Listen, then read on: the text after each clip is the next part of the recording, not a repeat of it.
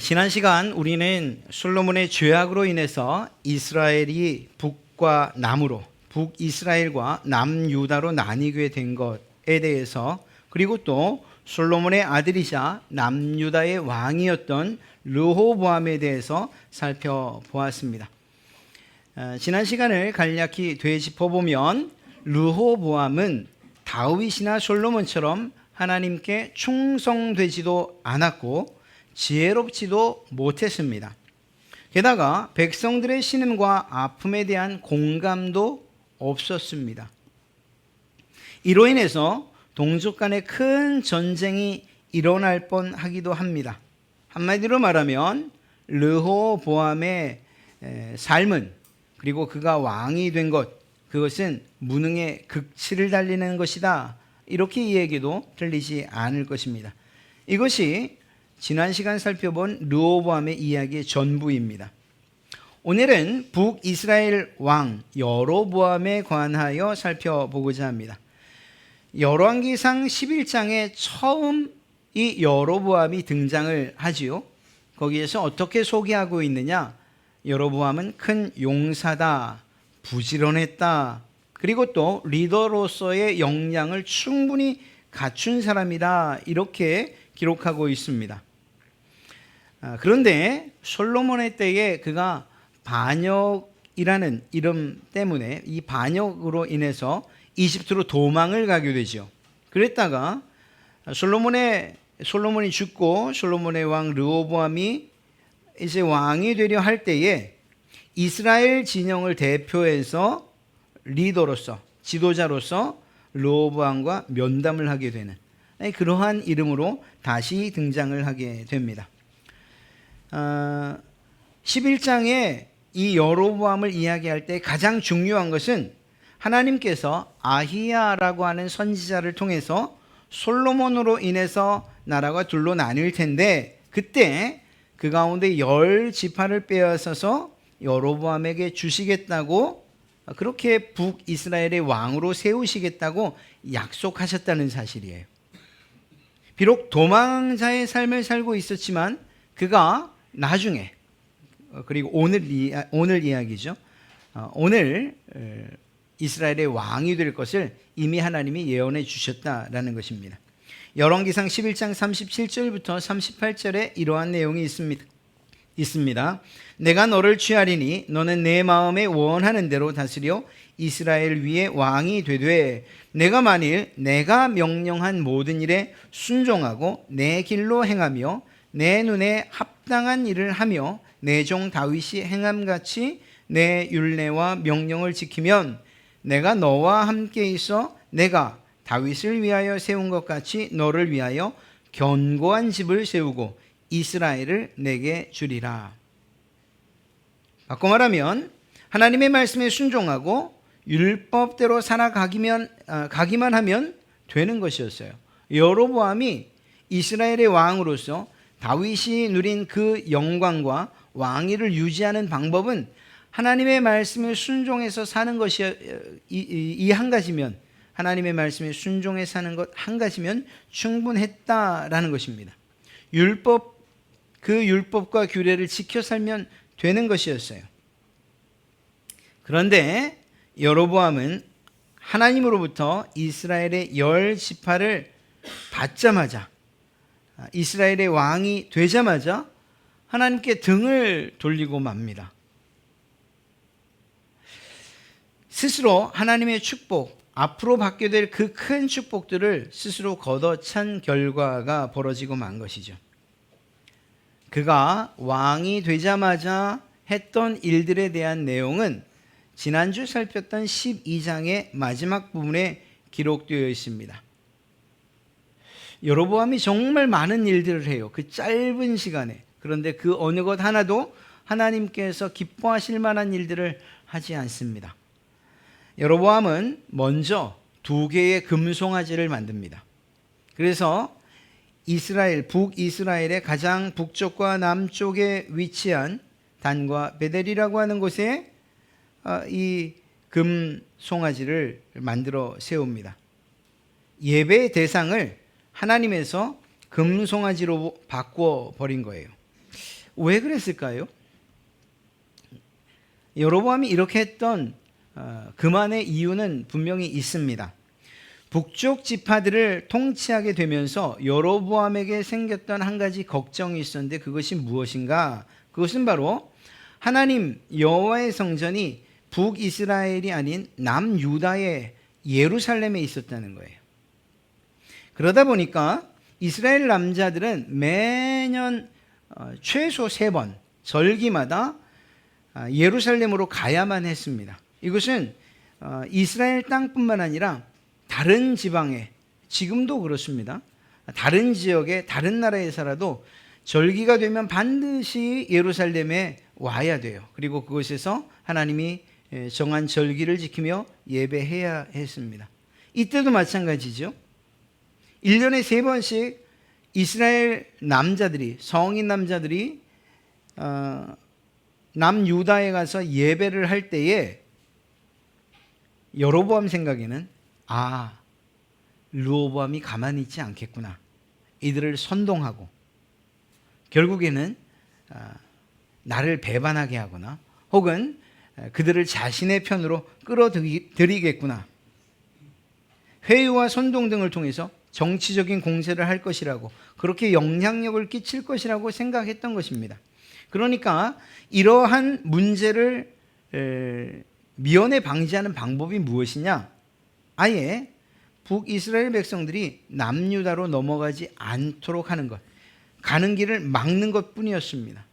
그러다 보니까 예배의 절기에 가지 못하도록 하려면 무엇을 해야 됩니까? 예루살렘 성전에 있는 바로 그 하나님의 임재를 다른 곳으로 옮겨 놔야 될 필요가 있었죠. 그래서 북이스라엘의 한 곳도 아니고 2곳에 이스라엘 백성들이 그저 가까운 곳 어느 곳에서나 갈 수 있는 2 제단을 만듭니다. 그리고 그곳에 금송아지를 세우지요. 우리가 읽지는 않았습니다만 13장 1절부터 9절까지의 말씀을 12장 25절부터 33절의 사이를 가만 읽어보면 이 금송아지에 대한, 왜 금송아지를 세웠는가에 대한 이유를 잘 이야기하고 있습니다. 그것은 바로 이집트에서 이스라엘 백성들이 출애굽할 때에 있었던 이 사건을 떠올린 것입니다. 여로보암은 단과 베델에 금송아지를 만들어 세우고, 그리고 이것이 바로 자신의 조상들을 이집트에서 구해낸 신들이라고, 그러니까 유다로 내려가지 말고 여기서 예배하라고 그렇게 선포한 거예요. 이 일은 아주 심각한 문제를 일으킵니다. 먼저 하나님을 금송아지로 바꿔버리는, 하나님을 우상으로 만들어버리는 이러한 결과를 갖게 된 것입니다. 또 한 가지는 가나안 땅에 있던 많은 이방신들, 그 거짓된 신들, 그 우상들과 같은 선상에 하나님을 놓아버린 거예요. 제가 이 이야기를 할 때는 종종 예를 들죠. 스리랑카에 갔을 때에 어느 집이나 뭐 다 그런 것은 아닙니다만 예수님을 믿는다라고 하는 집에도 가보면 3개가 있어요. 그 선반에, 잘 보이는 선반에 부처상이 하나 있고 성모 마리아 상이 하나 있고 예수님 십자가에 못 박히신 상이 있고. 이유가 뭘까요? 그냥 그날의 기분에 따라서 오늘은 이 신이 더 내 소원을 잘 들어줄 것 같다. 그러면 그 신에게 기도하는 것. 그렇게 설명을 들었어요. 똑같은 일들이 벌어지고 있는 건 아닙니까? 하나님, 어떤 형상으로도 만들어낼 수 없는 그 하나님을 금송아지의 형상으로 만들고, 그리고 그것이 하나님이다 라고 소개해버리는 바로 이러한 죄를 여로보암이 지었던 거예요. 뿐만 아니라 말씀드린 것처럼 예배의 장소를 변경했죠. 사실 이것은 백성들 입장에서는 옳시구나 할 일들이에요. 여러분, 단지 예배하기 위해서 그 먼 예루살렘까지 내려가는 일이 쉬운 일이겠습니까? 아니지요. 어렵고 번거롭지요. 그런데 이 불편함을 여로보암이 한 방에 해결한 것입니다. 예루살렘까지 갈 필요 없어요. 자기의 집에서 가까운 단이나 혹은 베델로 가세요. 그곳에서 예배하세요라고 이야기한 것입니다. 게다가 옆에 있는 종교 지도자들, 제사장들이 정통성, 이거 하나님 맞습니다라고 인정을 해줬어요. 물론 이렇게 정통성을 인정한 제사장들이 바른 제사장들이었냐? 아니지요.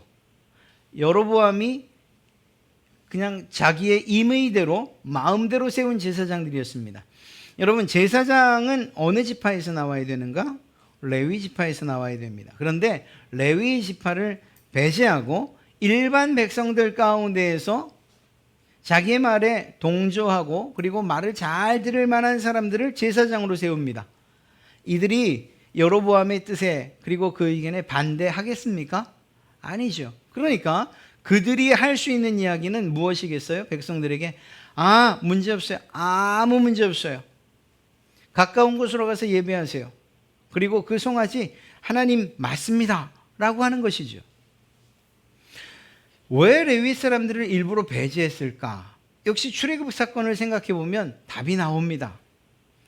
출애굽할 때에 금송아지를 만들어 놓고 아론이 이것이 너희를 애굽에서 인도해낸 신이다 라고 할 때에 그때의 모세의 편에 서서 하나님의 진노를 사그러들게 했던 그들이 누구이죠?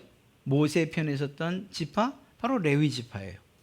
그러니까 이번에도 레위 지파를 제사장으로 세울 때에 자신에 대한 반감이나 혹은 반발이 있을 것이라고 예상을 했던 거예요. 그래서 레위 지파 가운데서는 제사장을 세우지 않습니다. 일반 사람들을 제사장으로 세웠습니다. 이것은 명백하게 율법을 범하는 것, 하나님의 명령에 불순종하는 것이었죠. 여로보암이 바꾼 것은 이렇듯 예배의 대상이나 장소, 집례자뿐이 아니었습니다. 예배하는 날짜까지도 바꿉니다. 겹쳐지지 않게. 겹치게 했으면 오히려 더 효과가 있지 않았겠는가 생각이 듭니다만 아마도 여로보암은 자신이 만든 이러한 종교와 그리고 예배의 형태 그리고 그 날짜들을 바꾸는 것을 통해서 하나님 종교와 여호와 종교와 차별성을 두려고 했던 것은 아니겠는가. 이것 외에는 다른 이유를 찾을 수가 없어요.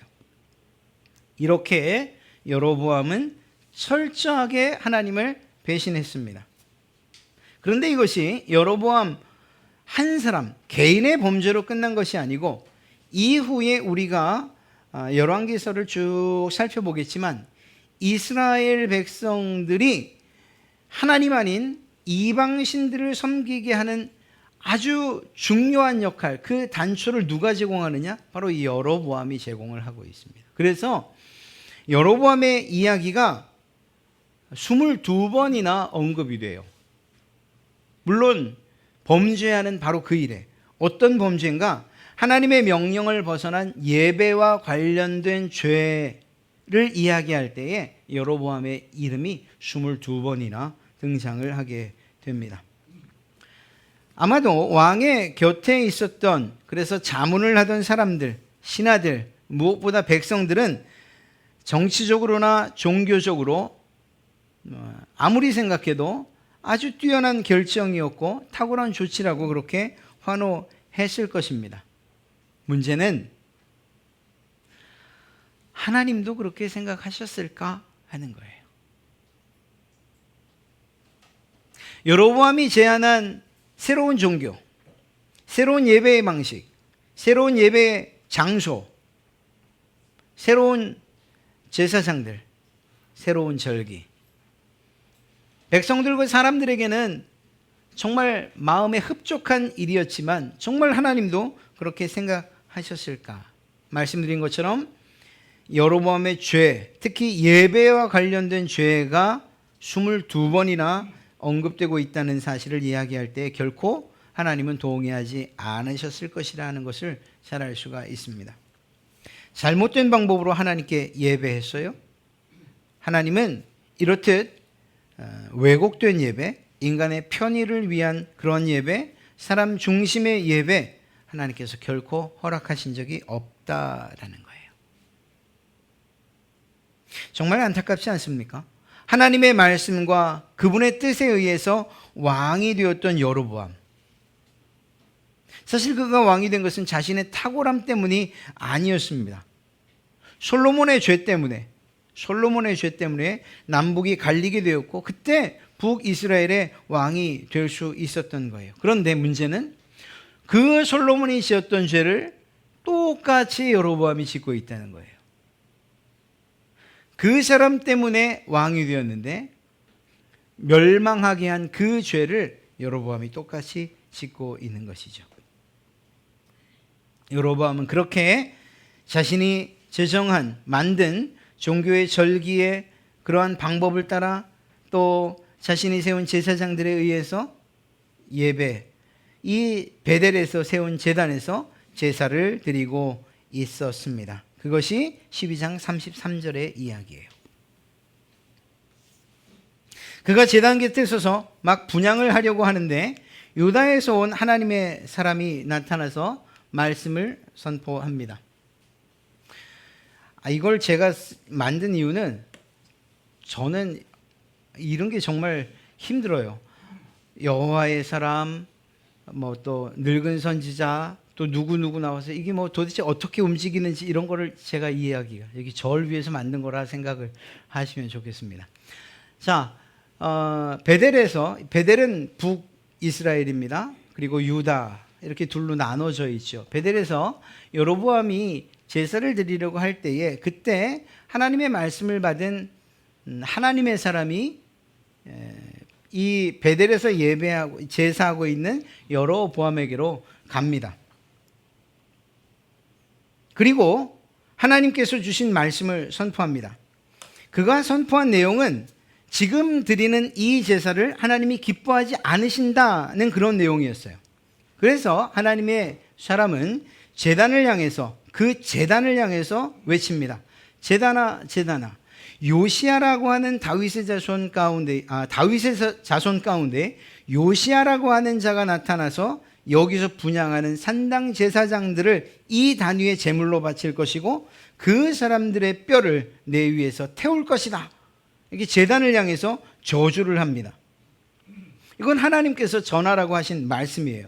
그리고 이어서 그 자신이 그대로 성취될 징표를 하나님이 보이실 것이다. 그것이 무엇이냐? 이 제단이 갈라지고 그 위에 있던 재가 쏟아질 것이다 라고 하는 이런 이야기를 합니다. 아니, 예배하고 있는데, 제사하고 있는데 이상한 사람이 나타나서 이런 저주를 퍼부으니 여로보암이 기분이 상하지 않겠습니까? 그래서 저놈을 잡아라 라고 아마 외쳤을 거예요. 그렇게 손을 뻗자 어떻게 됐습니까? 손이 마비가 됩니다. 그래서 이걸 움직일 수가 없게 돼요. 그런데 그 이후에 실제로 징조라고 했던 이 일, 제단이 갈라지고 재가 쏟아지는 일들이 그대로 이루어집니다. 손은 마비가 됐지요. 하나님께서 말씀하신 일이 반드시 일어날 것이라는 징조도 나타났죠. 누가 봐도 이것은 하나님께서 하신 일이라고 인정할 수밖에 없습니다. 여로보암도 정말 이 마비된 손 때문에 그랬는지 하나님의 역사 때문에 그랬는지 사실 뒤에 보면 우리는 알 수 있지만 어찌되었거나 지금 급한 대로 하나님의 사람에게 요청을 해서 이 손을 좀 풀어달라, 회복시켜달라고 요청을 합니다. 또 그 일이 이루어집니다. 이렇게 회복된 이 일에 대해서 여로보암이 감사의 표시를 했다고는 생각되지 않아요. 정말 고마워서라고 생각되지 않아요. 이 여로보암이 하나님의 사람에게 요청을 합니다. 우리 왕궁으로 돌아갑시다. 집으로 돌아갑시다. 거기서 먹고 그리고 거기서 쉽시다. 그리고 내 편이 되어주시오 라고 회유를 했던 것이 분명합니다. 여로보암이 제대로 된 신앙인이 아니었다는 사실을 여기서 또 알 수가 있어요. 무슨 말인가 하면 여로보암에게 있어서 이 하나님의 사람은 그저 기적을 행하는 사람에 불과했던 것이고 그런 사람이 내 곁에 있다면 나는 어떤 일에서나 힘을 얻을 수 있을 것이다. 여러모로 유익할 것이다. 이렇게 생각했던 것이 분명합니다. 그래서 어떻게든 그 하나님의 사람을 데려가려고 합니다. 그런데 이때 하나님의 사람은 자신에게 주어진 하나님의 명령을 기억하고 또 잊지 않습니다. 곧 여호와의 말씀이 내게 명령하여 이르시기를 떡도 먹지 말며 물도 마시지 말고 왔던 길로 되돌아가지 말라 하셨다라고 하는 이 말씀 말입니다. 그래서 베델에 오던 길로 되돌아가지 않습니다. 다른 길로 가게 됩니다. 그런데 이런 놀라운 일이 있은 후에 베델에 사는 한 늙은 선지자의 아들들이 자신들이 본 것을 아버지에게 이야기를 해요. 하나님의 선지자가, 하나님의 사람이 왕에게 했던 이야기, 그리고 그때 벌어졌던 사건들을 그대로 전달한 겁니다. 무슨 생각이었는지 모르지만 늙은 선지자는 바로 나귀에 올라타 하나님의 사람에게로 향하여 가지요. 하나님의 사람이 간 길을 그대로 따라가다 보니 그 사람이 상수리 나무 아래서 쉬고 있습니다. 그 하나님의 사람을 만나서 이야기합니다. 우리 집에 가서 식사하면서 좀 쉬고 돌아가십시오. 물론 하나님의 사람은 그럴 수 없다고 이야기하죠. 왕에게 했던 이야기를 그대로 전달합니다. 하지만 늙은 선지자가 자기를 나도 선지자요 이렇게 소개를 합니다. 나도 같은 일을 하고 있어 라고 말이죠. 그런데 그것으로 멈춘 것이 아니라 거짓말을 합니다. 하나님께서 지금 내게 말씀하시기를 당신을, 하나님의 사람을 데리고 자기의 집, 나와 함께 가서 떡도 먹이고 물도 마시게 하라고 그렇게 하나님이 말씀하셨습니다. 물론 이건 거짓말입니다. 그렇게 거짓말을 하고 그만 그 말에 속아 넘어가게 돼요. 그래서 결국 하나님의 사람은 늙은 선지자와 함께 그의 집으로 가서 떡을 먹고 물을 마시게 됩니다. 그런데 그렇게 하나님의 명령에 불순종하고 식사를 할 때에 그때 하나님의 말씀이 늙은 선지자에게 임한 거예요. 우리가 혼동해서는 안 될 것이 이 늙은 선지자가 그러면 하나님의 사람이야. 도대체 나쁜 선지자야. 우리는 나쁜 선지자라고 생각하는 것이 옳습니다. 왜냐하면 첫째는 베델에서 이렇게 여로보암이 엄청난 범죄를 저지르는데 여기에 대해서 아무런 말도 하지 않아요. 두 번째는 하나님의 사람의 분명한 뜻이 전달됐음에도 불구하고 거짓말을 해서 그를 자기의 집으로 데리고 가죠. 그러니까 이 사람의 의도를 선하게 볼 수 없습니다. 어찌되었거나 그럼에도 불구하고 하나님의 그 말씀이 그 늙은 선지자에게 임해서 앞에 있는 하나님의 사람에게 전달이 돼요. 그것이 21절부터 22절까지의 말씀입니다. 내가 여호와의 말씀을 어기며 내 하나님 여호와께서 내게 내리신 명령을 지키지 아니하고 돌아와서 여호와가 너더러 떡도 먹지 말고 물도 마시지 말라 하신 곳에서 떡을 먹고 물을 마셨으니 내 시체가 내 조상들의 묘실에 들어가지 못하리라. 청천벽력이죠. 아니 왕에게서는 잘 하나님의 말씀대로 순종하고 왔는데 그만 이 나도 선지자요 라고 하는 이 늙은 선지자의 말에 그만 속아서 하나님의 명령을 어긴 지경이 되고 만 것이에요. 식사를 마친 후에 나귀를 제공받고 그것을 타고서 돌아갑니다. 그런데 돌아가다가 하나님께서 사자를 보내서 결국 거기서 물려 죽게 돼요. 하나님이 하신 말씀이 그대로 이루어진 거죠. 이후에 이야기를 하면 길가에 버려진 주검 옆에 사자와 나귀가 있어요. 이 일이 하나님이 하신 일이라는 것이 어떻게 증명됩니까? 사자가 나귀를 잡아먹지 않아요. 그냥 그 곁에 서 있어요. 사자도 서 있고 나귀도 서 있고 주검도 있고. 하나님이 하신 일이 아니고서는 이런 기적 같은 일이 일어날 수 없죠. 이 소식을 들은 늙은 선지자가 그 신을 거두어서 장사를 지내요. 그리고 더 중요한 것을 이야기하는데 하나님의 사람이 했던 예언을 그대로 읊으며 이것은 반드시 이루어질 것이다 라는 것을 다시 한번 선포합니다. 이렇게 오늘 우리가 읽은 내용이 바로 이 내용이에요. 전혀 다를 것 같은 이야기인데 이 이야기가 왜 중간에 있을까?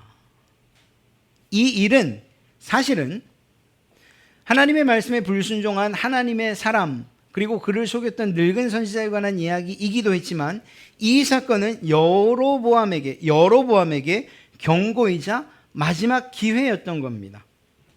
이 사건에 대해서 여로보암이 듣지요. 그러나 하나님께로 돌아설 수 있는 마지막 기회를 자기가 거절합니다. 성경은 이런 일이 일어난 이후에 여로보암이 어떤 태도를 취했는가에 대해서 기록하고 있어요. 33절과 34절인데 여로보암이 이런 일이 일어난 이후에도 그의 악한 길에서 떠나 돌이키지 아니하고 다시 일반 백성을 산당의 제사장으로 삼되 누구든지 자원하면 그 사람을 산당의 제사장으로 삼았으므로 이 일이 여로보암 집의 죄가 되어 그 집이 땅 위에서 끊어져 멸망하게 되니라. 그리고 이 예언처럼 다음 주에 살피게 될 14장에서는 여로보암이 당한 그러한 하나님의 진노의 내용들이 기록되어 있죠. 여러분, 지금까지 여러 가지 사실로 미루어 볼 때 여로보암은 하나님이 어떤 분이신가 전혀 알지 못하는 사람이었어요. 하나님이 어떤 분이신지 알지 못하는데 어떻게 그 하나님을 신뢰할 수 있겠습니까? 그는 하나님을 믿지 않았던 사람입니다. 오히려 하나님과 신앙을 철저하게 이용했던 사람이라고 해도 틀리지 않습니다.